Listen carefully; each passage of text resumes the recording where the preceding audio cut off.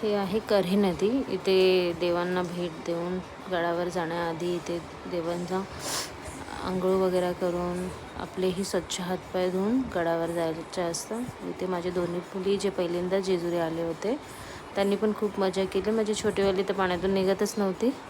तिने खूप एन्जॉय केला. मग आम्ही सगळ्यांनी छान देवांना आंघोळ वगैरे करून त्यांची इथे तळी आरती करताना त्याच्या आधी आम्ही हातपाय वगैरे धुवून स्वच्छ करून इथे माझी सिस्टर इन लॉ आणि त्यांचे हजबंड यांची फॅमिलीसुद्धा होती. इथे आम्ही देवांना नैवेद्य करतो आहे. नैवेद्य करून त्यांना तळी आरती करतो आहे. इथे नैवेद्य झाल्यानंतर त्यांची आरती झाली आणि मग आम्ही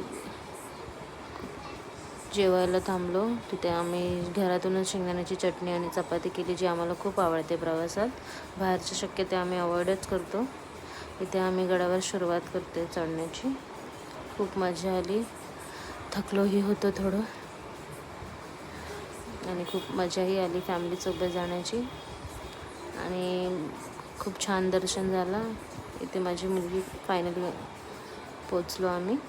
येळकोट येळकोट जय मल्हार, सदानंदाचा येळकोट, खंडेराव महाराज की जय.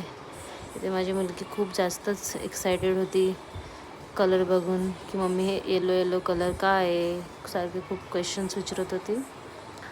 आणि त्यांचीही खूप छान दर्शन भेट झाले. दर्शन झाल्यानंतर परत देवाला तळी आरती करावी असते, नैवेद्य द्यायचं असतं, जे काही त्यांची बाबांची दक्षिणा असते ते द्यायची असते.